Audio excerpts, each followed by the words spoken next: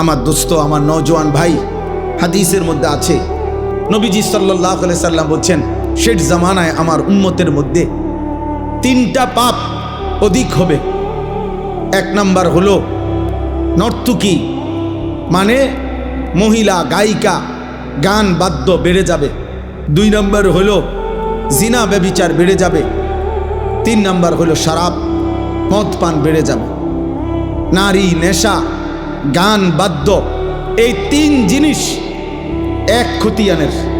তাইলে এখানে নবী সাল্লাল্লাহু আলাইহি সাল্লাম বললেন, আশ্চর্য ভয়ঙ্কর কথা ভাই, ছেলেরা তোমগরে ধমক দিবারও কেউ নাই বাপ।